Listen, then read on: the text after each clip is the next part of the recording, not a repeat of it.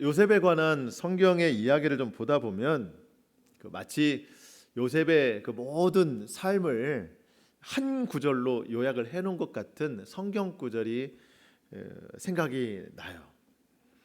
로마서 8장 28절 말씀인데요.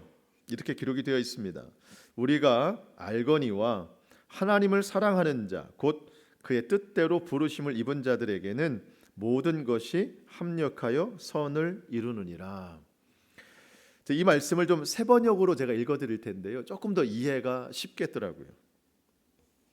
하나님을 사랑하는 사람들, 곧 하나님의 뜻대로 부르심을 받은 사람들에게는 모든 일이 서로 협력해서 선을 이룬다는 것을 우리는 압니다. 이렇게 기록이 되어 있어요. 모든 것이 합력하여 선을 이룬다는 말씀은 사람들이 서로 도와서 서로 협력해서 좋은 결과를 이룬다는 뜻이 아니라 한 개인에게 정말 수많은 일들이 일어나는데 그 수많은 일어나는 일들이 서로 도와서 가장 좋은 결과를 만들어 간다는 거예요. 근데 여러분, 일들이라는 것이 서로 도울 수가 없잖아요. 그럼 결국 이 일을 이루시는 분이 누구시라는 건가요? 하나님이시라는 거예요. 하나님. 우리에게 일어나는 정말 수많은 일들이 있습니다. 좋은 일부터 한번 생각해 보고 싶죠. 좋은 일이 있습니다. 그런데 또 살다 보면 안 좋은 일, 나쁜 일, 슬픈 일, 고된 일, 힘겨운 일, 또 여러 가지 물질적인 일, 관계에 어려운 일, 때로는 절망스러운 일, 너무나도 많은 일들, 이 외에도 우리에게 일어날 수 있는 수많은 일들이 다 있는데 하나님께서는 이 모든 일들을 다 합해서 우리에게 가장 선한 결과를 주신다는 거예요.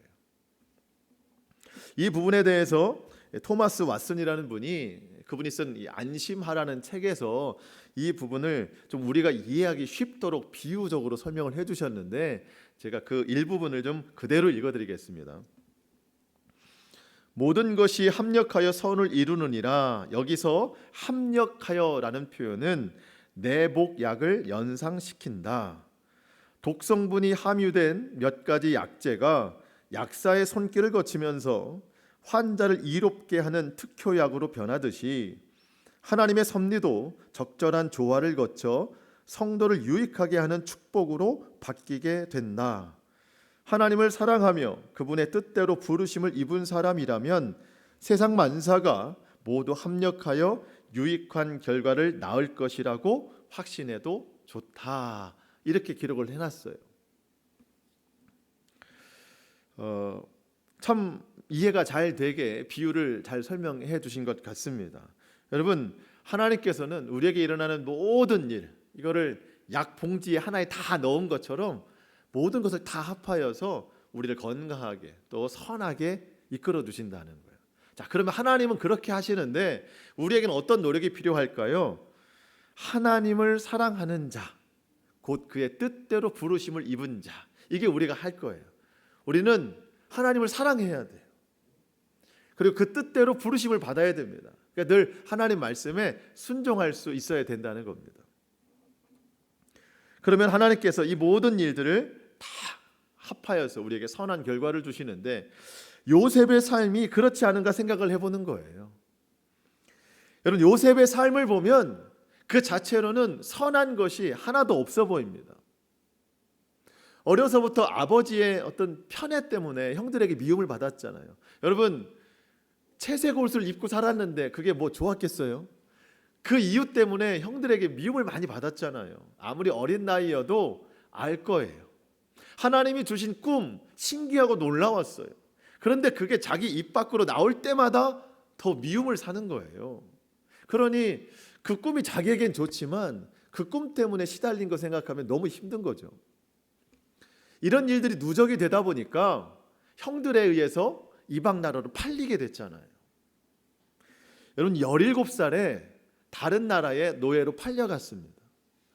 선한 것이 아무것도 없어요. 그런데 하나님께서는 그 요셉의 삶의 조각 하나하나를 모으시더라는 거예요. 선하게 이끄시려고. 그리고 어떠한 상황에 있든지 하나님은 요셉과 함께 하심을 보여주셨습니다. 보디발의 집에서 가정 총무로 일할 때에도 하나님은 요셉과 함께 하셨어요. 보디발 아내의 유혹을 뿌리쳤을 때에도, 그리고 누명을 쓰고 감옥에 들어갔을 때에도 하나님은 요셉과 함께 하셨고, 여러분 이 감옥이라는 장소가 얼마나 억울합니까? 그런데 하나님께서는 합력하여 선을 이루시는 데에 아주 좋은 장소였어요. 여러분 우리 인생에서 기억하고 싶지 않은 순간들, 버리고 싶은 순간들, 없었으면 하는 상황들, 그런 시간들 많이 있는데 하나님께서는 우리에게 선을 이루시기 위해 나의 모든 시간 중 어떠한 것도, 어떠한 상황도 버리시지 않는다는 거예요. 내게는 좀 필요 없는 시간 같고 없었으면 좋았을 시간 같은 그 시간도 여러분 하나님 앞에 믿음으로 올려드리기를 바랍니다. 그러면 하나님께서 그 시간을 다 모아서 우리에게 가장 선하게 이루실 줄 믿습니다. 혹 지금 고난 중에 계시다면 이 시간도 하나님께 올려드리면 하나님께서 귀한 재료로 사용하실 것 같아요. 하나님 앞에 믿음으로 올려드리는 시간 될 수 있기를 축복합니다. 요셉이 감옥 안에 있을 때 바로의 두 신하가 감옥 안에 들어오죠. 술 맡은 관원장과 떡 맡은 관원장이었습니다. 그들이 한날 꿈을 꿨고 요셉의 꿈을 해석해 줬습니다. 요셉의 꿈 해석대로 술 맡은 관원장이 3일 만에 복직했습니다. 요셉이 부탁을 했죠. 나가시거든 나를 좀 기억해 주십시오. 나는 여기에 있을 만큼 죄를 지은 사람은 아닙니다. 그런데 그 부탁을 받은 술 맡은 관원장이 요셉의 부탁을 기억하지 못했어요. 잊어버렸습니다. 하지만 하나님께서는 그 부분까지도 앞으로 선한 결과를 이루실 약재료로 준비하고 계셨어요. 여러분 내 주변에 사람이 실수를 하거나 잘못이 있을 때, 근데 그것이 내가 어떻게 할 수 없는 부분일 때 여러분 그 부분까지도 하나님 앞에 맡겨드려야 됩니다. 요셉은 지금 어쨌든 누명을 쓰긴 했지만 감옥 안에 있는 처지예요. 이제 감옥 밖으로 나간 술 맡은 관원장, 그리고 그가 다시 회복한 권세가 있습니다. 지금 요셉과 그의 권세는 서로 맞지가 않아요. 지금 요셉이 그에 대해서 불만을 많이 가진들 아무런 효력이 없는 거예요. 약속을 지키지 않았다고 해서 아무것도 본인이 할 수 있는 게 없는 겁니다. 그러니까 누군가 연약함, 기억하지 못함, 그것에 대해서 하나님에 다 맡겨드려야 된다는 그 부분까지도. 서운함을 넘어서 원망의 소리가 막 나올 수 있는 상황이지만 그 부분도 하나님께 맡겨드리고, 여러분 우리가 해야 될 것은 뭐라고요? 하나님을 사랑하는 자, 그 뜻대로 부르심을 입은 자들. 그러면 하나님이 이 모든 상황까지도 선하게 이끌어 가신다는 겁니다. 억울하지만, 아쉽고 안타깝지만 하나님을 사랑해야 돼요. 그 순간까지도. 그러면 하나님께서 감옥 밖에서 일하십니다. 하나님께서 분명히 일하세요. 그렇게 만 2년이 지났다는 내용으로 오늘 본문이 시작이 됩니다. 1절 맨 앞에 보니까 만 2년 후에. 여러분들의 일들은 얼마나 지나셨어요? 억울한 일, 아니면 빨리 좀 해결했으면 좋겠던 일, 목표로 삼았던 일 얼마나 지나고 계십니까? 2년이 아니라 더 지날 수도 있죠. 여러분 여기서 말하는 2년이라는 시간이 우리에게 주는 교훈은 딱 진짜 2년만이다. 우리도 2년만 기다리면 된다. 그런 의미보다도 하나님께서 가장 선한 결과를 이루시기 좋은 때를 맞이했다는 거예요. 저와 여러분의 삶에도 이와 같은 좀 구체적인 날들의 기록이 있기를 소망합니다. 결국은 우리는 지금은 알 수 없지만 우리가 생각하는 어떤 날 이후로 만 몇 년 만에 하나님이 반드시 하신다. 그런 좀 확신이 있었으면 좋겠어요. 다시 1절을 좀 보면은요. 만 2년 후에 바로가 꿈을 꾼즉 자기가 나일 강가에 서 있는데, 꿈의 사람 요셉의 이야기답게 또 꿈 이야기가 나옵니다. 이번에 꿈을 꾼 사람은 바로 왕입니다. 요셉도 본인이 꿈꾼 적도 있고 술 맡은 관원장, 떡 맡은 관원장들도 계속 꿈 이야기였었지 않습니까? 그런데 여러분 요셉과 다른 사람의 꿈은 달라요. 요셉은 분명 자면서 꿈을 꿨지만 이것을 하나님의 꿈이라고 여겼어요. 하나님의 꿈을 이루어가는데 그 꿈을 사용했다는 것이죠. 그런데 술 맡은 관원장, 떡 맡은 관원장, 오늘 바로의 꾼 꿈은 자기의 미래에 대한 생각밖에 없어요. 자기 신변 보호를 위해서 이게 중요하다고 생각하는 것밖에 없습니다. 여러분, 우리가 꿈을 꿀 수 있잖아요. 하나님께서 가끔 이제 우리에게 좀 꿈을 주실 때 당장 내가 내일 어떻게 될까, 사실 그런 것보다도 이 꿈을 통해서 하나님 무엇을 이루시기를 원하시는가, 하나님의 꿈이 나의 비전이 되고, 우리가 찬양의 고백처럼 하나님 나에게 가끔 꿈을 주실 수 있거든요. 영적인 메시지를 주실 수 있는데 당장 내가 어떻게 될 것인가가 아니라 이것을 통해서 하나님이 어떻게 역사하실까, 그렇게 우리의 비전으로 삼았으면 좋겠습니다. 이게 요셉과 다른 사람의 꿈의 차이예요. 그래서 2절부터 이제 바로 왕이 꾼 꿈의 내용이 쭉 기록이 되는데 간략하게 좀 제가 정리를 해드리면, 바로가 2개의 꿈을 꿨습니다. 첫 번째 꿈은 아주 아름답고 살찐 암소 7마리가 풀을 뜯고 있는데 저 옆에서 아주 흉하고 파리한, 여기서 파리하다는 건 말랐다는 뜻이에요. 아주 흉하게 생겼고 아주 마른 그런 7 암소가 막 강가에서 올라오더니, 여기서 말하는 강가는 이제 나일강이죠. 올라오더니 앞에 그 아름답고 살찐 7 암소를 다 잡아먹더라는 거예요. 너무 놀라서 꿈에서 깼는데 다시 잠들어서 2번째 꿈을 꿉니다. 한 나무에서 가지가 나왔는데 그 한 줄기 가지에서 아주 무성하고 충실한 7 이삭이 나왔는데, 또 그 옆에 그 후에 가늘고 마른 7 이삭이 그 앞에 무성하고 충실한 7 이삭을 다 잡아먹었다는 거예요. 같은 내용이죠. 바로 왕이 이 꿈을 꾸고 마음이 편치 않았습니다. 도대체 무슨 내용인가?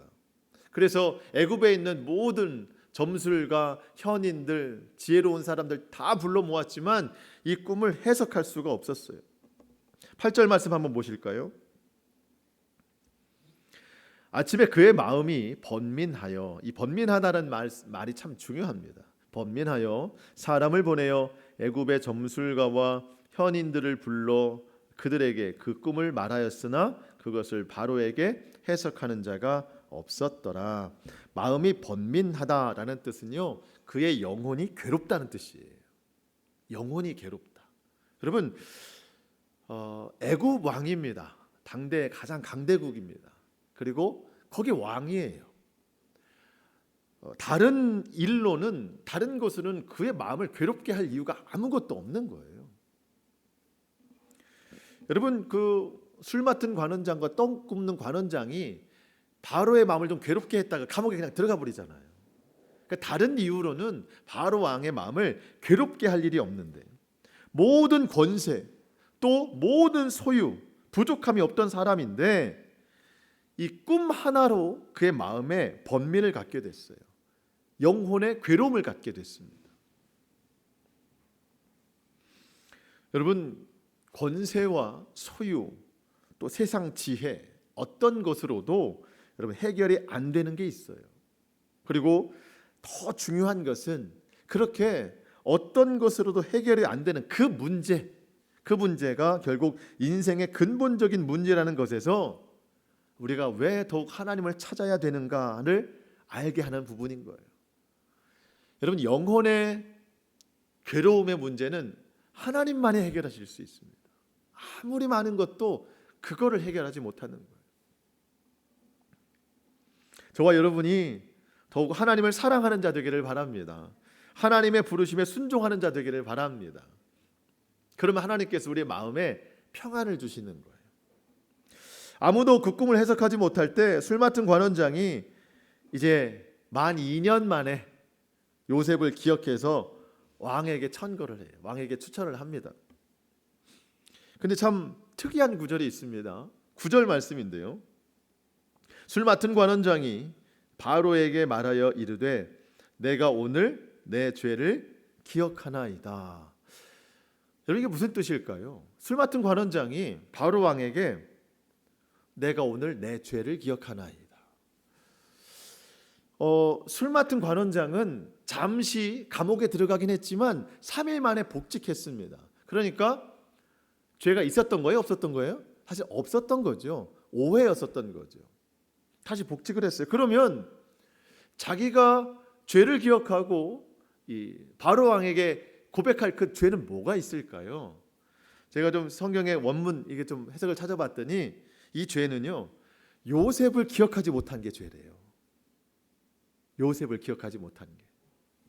왜 그런가 했더니, 여러분 사실 지금 이 술 맡은 관원장은 아주 고위 관료잖아요. 그런데 그 감옥에 잡혀 있는 히브리 청년 하나 기억하지 못했다는 것이 왜 죄가 되겠어요, 사실. 그런데 지금 이 술 맡은 관원장이 볼 때 바로 왕의 꿈을 해석할 수 있는 사람은 누구밖에 없어요? 요셉밖에 없습니다. 그럼 요셉을 이야기를 해야 되는데 이 술 맡은 관원장이 요셉을 알게 된 과정을 다 설명하지 않으면 안 되는 거예요. 그러다 보니까 2년 전에 자기가 약속받았던 그 일을 기억하지 못했던, 신의를 저버렸던 이 행동에 대해서 먼저 바로 왕에 이야기를 하는 겁니다. 바로 왕에게. 이것이 보이는 측면의 해석이라면 하나님께서는 보이지 않게 일을 하시는데 지금 현재 감옥에 있는 이 요셉을 더욱 높여서 세상으로 나오게 하시는 하나님의 과정인 것이죠. 여러분 우리의 눈에는 보이는 그 안타까운 일, 아쉬운 일들이 참 많이 있습니다. 그런데 하나님은 보이지 않게 늘 일하고 계신 것을 우리가 믿어야 되는 거예요. 감옥 밖에서 지금 요셉을 높이고 있는 거예요. 그 죄라고 할 만큼, 그걸 기억하지 못한 것이 죄라고 할 만큼. 그리고 요셉은 곧바로 이제 바로 왕 앞에 서게 되는 겁니다. 술 맡은 관원장의 추천으로 바로 왕이 요셉을 부르지요. 14절 말씀 한번 보실까요? 이에 바로가 사람을 보내어 요셉을 부르매 그들이 급히 그를 옥에서 내놓은지라. 요셉이 곧 수염을 깎고 그의 옷을 갈아입고 바로에게 들어가니. 여러분 또 옷이 나오죠. 옷을 갈아입습니다. 지금은 죄수의 옷을 입고 있잖아요. 감옥 안에서 옷을 갈아입습니다. 애굽 사람의 어떤 평상복으로 갈아입는 거. 이제는 평민이 된 겁니다. 죄수가 아니라. 여러분 왜 죄수의 옷을 입고 있었나요? 원래는 종의 옷을 입고 있었잖아요. 보디발의 집에서. 근데 종의 옷을 입고 있었는데 보디발 아내의 유혹을 뿌리치다가 그 종의 옷이 보디발 아내 손에 붙잡혀 있었잖아요. 억울했지만 그 붙잡힌 종의 옷 때문에 감옥 안에 들어가서 죄수의 옷을 입게 된 것이죠. 그러다가 지금 죄수의 옷을 벗어버리고 평민의 옷을 입게 되는 겁니다. 하나님의 뜻, 하나님의 때를 요셉은 계속 기다렸어요. 그래서 하나님의 때가 되니까 요셉의 옷을 바꾸어 주시는데 결국 요셉이 총리가 돼서 42절에 보니까 세마포 옷을 입히더라. 세마포 옷을 입히더라. 여러분 하나님의 뜻, 하나님의 때를 기다리면서 어쨌든 죄에 타협하지 않고 거룩하게 살기를 노력하는 요셉에게 하나님께서 정말 아름답게 보상하시는 거예요. 여러분 우리가 요셉이 애굽의 총리가 된 것에만 집중할 것은 아닙니다. 하나님께서 요셉의 삶에서 한순간도 쉬지 않으시고 일하고 계셨음을 우리는 기억해야 되는 거예요. 우리는 요셉이 애굽의 총리가 되었기 때문에 형통한 사람이라고 말하지 않는다고 했습니다. 하나님께서 늘 그와 함께 하셨기 때문에 요셉을 형통한 사람이라고 부르는 거예요. 그리고 그가 애굽의 총리가 된 것은 하나님께서 더 큰 뜻을 펼치시기 위해서 그 부분이 필요하기 때문에 요셉을 애굽의 총리로 세우신 것이죠. 부모들이 자녀를 위해서 기도할 때 그런 기도할 수 있어요. 하나님, 우리의 자녀들이 요셉과 같은 사람이 되게 하옵소서. 어떤 속뜻이 있어요? 총리. 총리의 목적이 있어요. 총리. 하나님 총리까지는 아니어도 좀 어떤 세상의 성공을 좀 이루게 하옵소서라고 하는 마음에서 요셉과 같은 사람 되게 해달라고 기도를 하는데, 여러분 요셉과 같은 사람이 되게 해달라는 자녀에 대한 기도 어떤 마음이 되어야 됩니까? 늘 하나님과 함께하는 사람 되게 하옵소서. 그게 요셉과 같은 사람에 대한 기도입니다. 그러면 하나님이 형통하게 하신다니까요. 하나님이 함께하는 사람이 형통이고요, 하나님께서 그런 사람에게 일어나는 모든 일을 합력하여서 그 사람에게 선을 이루십니다. 하나님이 우리 자녀들에게 선한 일을 이루십니다. 어떠한 일이 있든지 하나님이 함께하면. 여러분 그렇게 기도할 수 있기를 축복합니다. 우리 자녀들이 세상 성공이 아니라 성경의 뜻을 이루어가는 삶이 됐으면 좋겠어요. 성경의 뜻. 그렇게 기도하시길 바라요. 여러분 성경의 뜻, 성경에 나와 있는 이 말씀에 순종하는 사람들은요, 그것을 받아들이고 입술에 버릇처럼 모든 일을 하나님이 하십니다. 모든 일을 하나님이 하십니다. 이러한 믿음의 습관과 언어의 습관이 있어요. 정말 믿음에서 하는 말이에요. 믿으니까 하는 말입니다. 여러분 요셉을 보면은 그게 증명이 되는데요. 이제 요셉이 바로 앞에 딱 서 있지 않습니까? 아직 꿈 이야기는 안 했어요. 근데 바로 왕이 그러는 거죠. 내가 꿈을 꿨는데 아무도 이것을 해석하지 못한다. 그런데 네가 할 수 있느냐까지만 물어봤어요. 그때 요셉이 뭐라고 대답하는가? 15절이 이제 바로 왕의 이야기죠. 15절 말씀을 보면 바로가 요셉에게 이르되 내가 한 꿈을 꾸었으나 그것을 해석하는 자가 없더니 들은즉 너는 꿈을 들으면 능히 푼다 하더라. 마음이 굉장히 지금 영혼의 괴로움이 있어서 이렇게 물어봤더니 16절에 요셉이 바로에게 대답하여 이르되 내가 아닙니다. 하나님께서 하실 겁니다. 하나님께서 바로에게 편안한 마음을 주실 것입니다. 편안한 대답을 허락하실 것입니다. 여러분 요셉은요 절대 자기를 드러내지 않습니다. 모든 일에 하나님, 또 하나님이 하시는 겁니다. 하나님이 계획하신 일입니다. 이렇게 입버릇처럼 그렇게 이야기를 계속하는 거예요. 이제는 마음의 그 번민을 가지고 바로 왕이 요셉에게 꿈 이야기를 합니다. 그랬더니 요셉은 또 하나님을 선포해요. 쭉 밑에 내려가서 한번 25절 보실까요? 몇 구절을 좀 읽어보겠습니다. 25절인데요. 요셉이 바로에게 아뢰되 바로의 꿈은 하나라, 한 가지라는 거죠. 하나님이 그가 하실 일을 바로에게 보이심이라. 하나님이 하신다는 거죠. 28절 중간에도 하나님이 그가 하실 일을 바로에게 보이신다 함이었더라. 32절 한번 볼까요? 쭉 가서 32절. 바로께서 꿈을 2번 겹쳐 꾸신 것은 하나님이 이 일을 정하셨음이라 하나님이 속히 행하시리니. 여러분 요셉의 이러한 반응에 대해서 혹시 무엇을 느끼십니까? 요셉은 모든 일에 하나님이 하실 것이라고 하는 믿음에 대한 확신이 있어요. 그리고 그거를 마음에 간직하지 않고 입술로 꼭 선포를 합니다. 바로 왕에게. 여러분 우리에게 이러한 믿음의 습관, 언어의 습관이 참 중요하다고 생각이 들어요. 물론 믿음이라는 것이 뭐 한순간에 확 생겨나는 것은 아니죠. 하지만 늘 믿음은 훈련이라고 그랬습니다. 의도적으로 해야 되는 거예요. 어려운 순간, 힘겨운 상황들이 있을 때마다 우리의 믿음을 훈련해야 되는 겁니다. 우리의 입술도 믿음의 언어로 계속 훈련하고 반복해야 됩니다. 내가 힘겨운 일을 맞이했을 때 선포하는 것이죠. 이거는 내가 하는 게 아니다. 하나님이 하실 것이다. 하나님께서 이 하실 일들을 나에게 지금 보이신 것이다. 하나님께서 이 일을 정하셨으니 하나님이 속히 행하실 것이다. 어떠한 일을 맞이하든지 우리는 이러한 믿음의 습관이 필요한 거예요. 여러분 염려와 근심, 걱정이 있을 때 우리의 입술에 이러한 믿음의 선포가 있기를 주님의 이름으로 축원합니다. 그리고 그 선포가 곧 우리의 믿음이 될 수 있기를 축복합니다. 가정 안에서도 이러한 일들이 많아져야 됩니다. 여러분 가정 안에는 근심된 언어가 많습니까? 아니면 믿음의 선포가 많습니까? 가정 안에 어려움이 있을 때 여러분 선포하십시오. 하나님이 하실 거다. 하나님이 반드시 이루실 거다. 하나님이 우리 가정에 선한 역사를 이루시기 위해 이게 보이신 일이다. 하나님이 속히 행하실 것이다. 이러한 어떤 믿음의 선포가 주는 능력이 분명히 있습니다. 그 능력을 분명히 경험하는 우리 모두가 되기를 바랍니다.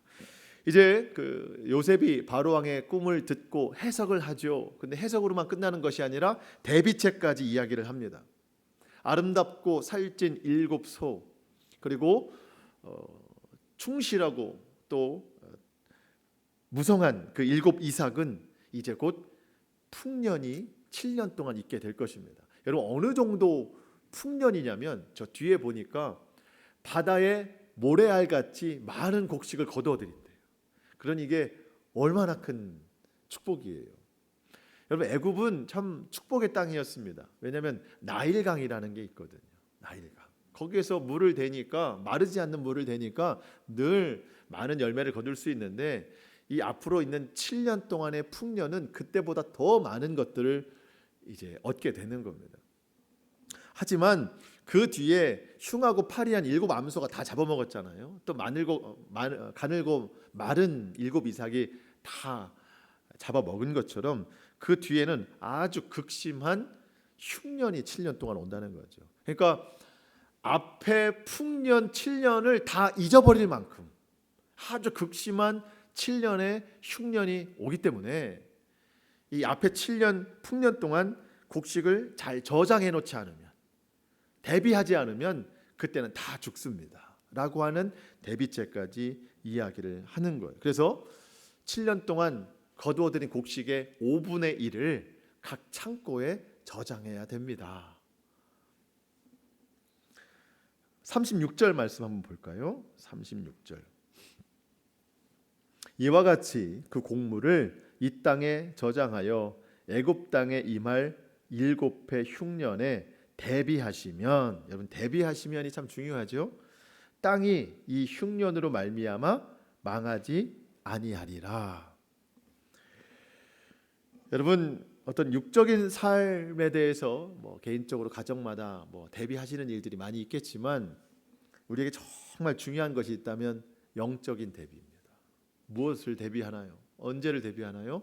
예수님 다시 오시는 그날을 대비해야 됩니다. 여러분 요셉이 바로 왕의 꿈을 해석하고 대비책을 마련할 때 앞에 7년은 풍성한 풍년이라고 그랬어요. 근데 그 뒤에는 아주 극심한, 아주 메마른 기근이 나타나는 흉년이라고 그랬습니다. 그래서 잘 대비를 해야 된다는데, 여러분 예수님이 다시 오시는 그때는요 아주 극심한 영적인 기근입니다.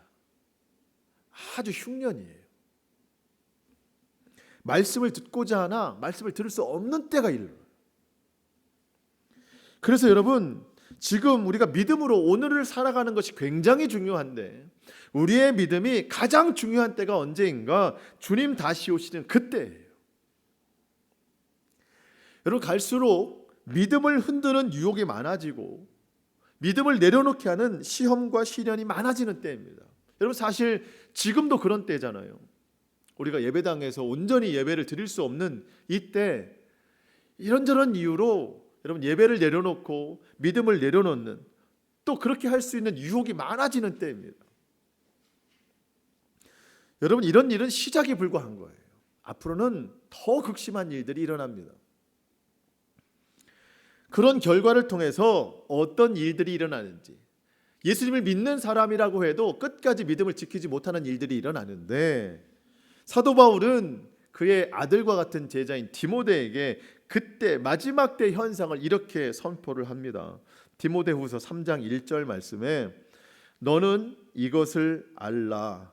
말세에 고통하는 때가 이르러 사람이 자기를 사랑하며 돈을 사랑하며 자랑하며 교만하며 비방하며 부모를 거역하며 감사하지 아니하며 거룩하지 아니하며, 쭉 넘어가서 디모데후서 3장 5절 경건의 모양은 있으나 경건의 능력은 부인하니 이 같은 자들에게서 내가 돌아서라. 여러분, 마지막 때 말세가 되면 고통당하는 때가 이르거든요. 그러면 그때는요, 하나님을 사랑하지 않아요. 하나님을 찾지 않아요. 어떻게 됩니까? 사람이 자기를 사랑해요. 하나님 사랑하지 않고, 하나님을 구하지 않고 자꾸 돈을 구합니다. 거룩한 생활을 하지 못하고 거룩하지 못한 생활을 합니다. 여러분, 이게 예수님 믿지 않는 사람들의 이야기가 아닙니다. 경건의 모양은 있으나 경건의 능력은 나타나지 않는다고 했잖아요. 경건의 모양은 있는 사람들, 예수님을 믿는다고 했던 사람들, 아니 어쩌면 마지막 때가 됐을 때, 그 기준으로 했을 때 예수님을 예전에 믿었던 사람들, 마지막 때 이러한 극심한 영적 기근 현상이 나타나는 겁니다. 그러면 그때를 대비하는 것이 맞지 않겠습니까? 영적 기근이 되는 그 마지막 때를 대비해야 되는 풍년의 때를 우리가 살아야 돼요. 그게 언제입니까? 오늘입니다. 지금이에요. 지금. 여러분, 지금 우리가 영적인 풍년의 때를 경험하지 않으면 마지막 때에 주님 다시 오시는 날 그 주님을 맞이할 믿음을 보지 못할 수 있는 거예요. 그래서 지금이에요. 우리가 지금 영적인 대비를 충실히 해야 됩니다. 그게 뭐 성경에 나와 있는 것처럼 7년이 될지 뭐 70년이 될지 뭐 그 이상이 될지 주님이 언제 오실지 우리는 알 수 없어요. 하지만 알 수 없기 때문에 지금이 또 급한 거예요. 언제일지 모르기 때문에. 요셉이 앞에 풍년 7년 동안 거두어들인 5분의 1을 창고에 다 저장하라고 그랬습니다. 여러분, 지금 우리는 하나님의 말씀을 우리의 삶에 저장해야 돼요. 계속 저장을 해야 됩니다. 나중에는 말씀이 없는 기근 현상이 나타나요. 그래서 지금 충실하게 계속 말씀을 저장하고 은혜를 저장하고 예배를 드릴 수 있는 때에 더 열심히 예배를 저장해야 되는 거예요. 더 많이 예배 드려야 되는 겁니다. 더 은혜를 저장해야 되고 더 성령 충만한 삶을 살아가야 되고 그리고 더욱 무엇보다 거룩한 삶을 살아가야 됩니다. 하나님을 사랑해야 되고 하나님 뜻대로 부르심을 입은 그 말씀에 순종하면서 살아가야 됩니다. 여러분, 아직 마지막 때 언제일지 모르지만 말세 이전에 우리의 영이 먼저 기근이 나타나면 안 되는 거예요. 그러면 그때가 되면 전혀 돌아볼 믿음이 없습니다. 지금은 풍년의 때예요. 우리 스스로가 그렇게 저장해야 될 때입니다. 여러분, 그래서 스스로 말씀 많이 보시고 현장 예배, 온라인 예배든 어떤 예배든지 예배 잘 드리시고, 여러분 예배를 드린 횟수가 중요한 게 아닙니다. 그 예배를 통해서 주신 말씀을 얼마나 받아들이느냐, 그리고 얼마나 순종하여 행하느냐가 중요한 겁니다. 그래서 이때 잘 영적으로 대비하시는 그러한 성도, 또 그러한 우리 모든 가정 될 수 있기를 축복합니다. 여러분, 이게 급한 거예요. 지금 각 가정도. 요셉이 17살에 애굽으로 팔려와서 46절에 보니까 30세의 총리가 됐다. 17살에 버려져서 30세가 됐습니다. 13년 걸렸어요. 긴 시간이죠. 결혼을 했어요. 두 아들을 낳았습니다. 첫째 아들 므낫세, 잊어버림이란 뜻입니다. 둘째 에브라임, 창대하다라는 뜻입니다. 이 두 가지 의미가 굉장히 우리에게 주는 의미가 커요. 잊어버림, 므낫세, 그동안 하나님이 나의 모든 삶을 다 잊어버리게 하셨다. 그러니까 치료하셨다, 회복시키셨다, 위로하셨다, 그런 뜻입니다. 에브라임, 창대하다, 하나님께서 이후로도 나의 삶을 그렇게 만들어 주실 것이다. 이 두 가지 이름에 대해서 요셉이 하나님에 대한 믿음이 분명하다는 것을 우리가 좀 깨달을 수 있습니다. 오늘 마지막으로 우리가 좀 이 내용을 좀 살펴보고 말씀을 마칠까 하는데요. 후반부죠. 41장 후반부인 46절부터 57절까지 말씀을 조금 보다 보면은요, 중복되는 단어들이 좀 나오는데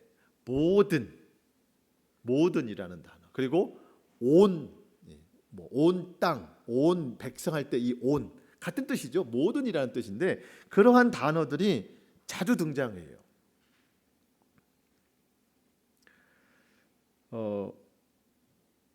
55절 한번 보실까요? 55절 한번 보시면 뭐 그 앞에도 좀 있지만 애굽 온 땅이 굶주림에 백성이 바로에게 부르짖어 양식을 구하는지라. 바로가 애굽 모든 백성에게 이르되 요셉에게 가서 그가 너희에게 이르는 대로 하라 하니라.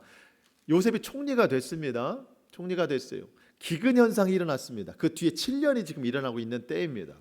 그랬더니 애굽 온 땅이 굶주려요.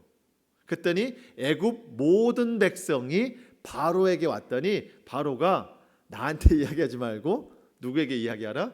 요셉에게 이야기하라. 그럼 요셉이 쉽게 말하면 너희를 먹일 거다. 살려줄 거다.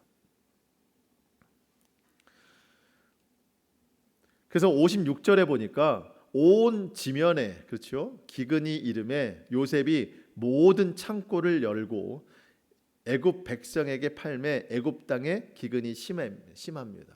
여러분, 애굽 땅에 기근이 심한데 애굽 땅에만 심한 것이 아니고 그 모든 주변 나라 모든 나라가 다 기근이 심해졌습니다. 그래서 57절 한 번만 보면 각국 백성도 양식을 사려고 애굽으로 들어와 요셉에게 이르니 기근이 온 세상에 심함이었더라. 여러분, 요셉은 애굽의 총리가 됐습니다. 애굽의 온 땅, 애굽의 모든 백성을 살리는 총리였는데 애굽에만 기근이 있는 것이 아니라 온 세상에 기근이 들었습니다. 그래서 온 세상 사람들이 살기 위해서 애굽으로 양식을 사러 와요.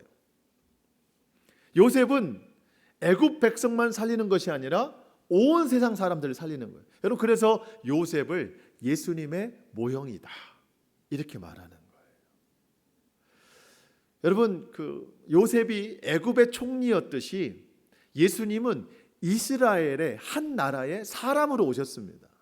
그런데 결국 예수님이 하시는 일은 온 세상 모든 백성을 구원하실 하나님의 아들로 오신 거예요. 예수님은 모든 사람을 다 구원하십니다. 모든 나라를 다 구원하십니다. 예수님은 모든 일을 다 가능하게 만들어 두신다는 것이죠. 그래서 여러분, 우리가 예수님께 우리의 모든 삶을 다 맡겨드리면서 정말 더욱더 기도에 힘써야 된다는 것입니다. 무엇보다 우리가 정말 힘써야 될 것은요, 우리 주변에 예수님 믿지 않는 영혼들을 위해서 정말 힘써서 기도해야 됩니다.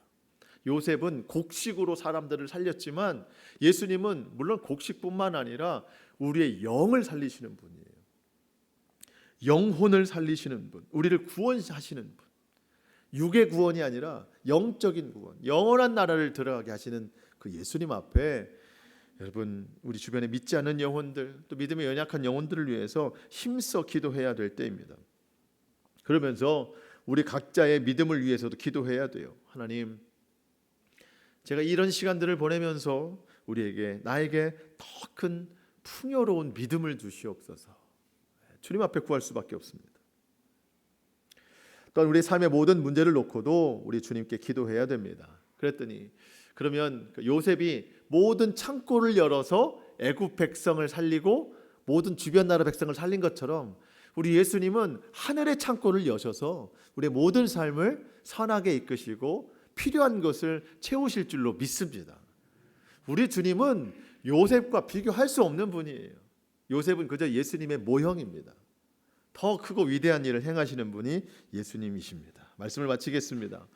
여러분, 오늘 말씀 우리 마음밭에 좀 잘 심었으면 좋겠습니다. 우리 꼭 기억해야 될 것은 내 주변에 일어나는, 내 안에 일어난 모든 일들, 이 모든 일들을 우리 주님은 합력하여서 가장 좋은 선한 일을 만드신다. 즉 각 가정 안에서 일어나고 있는 여러 가지 참 어려운 일들이 많을 텐데 나 개인뿐만 아니라 우리 가족 구성원 안에서도 여러 가지 일들이 많을 텐데 그것이 몇 가지가 되든지 우리 하나님은 그 모든 삶의 한 조각 한 조각을 모아서 가장 아름다운 그림을 완성하시는 분이십니다. 오늘 그 모든 고민과 염려를 하나님 앞에 내어드리고 이렇게 우리가 더욱 마지막 때를 준비하는 이 시대를 살아가는 믿음의 백성들 될 수 있기를 주님의 이름으로 축원합니다. 아멘. 네, 함께 잠깐 기도하시겠습니다. 우리 성전에서도 기도하시고.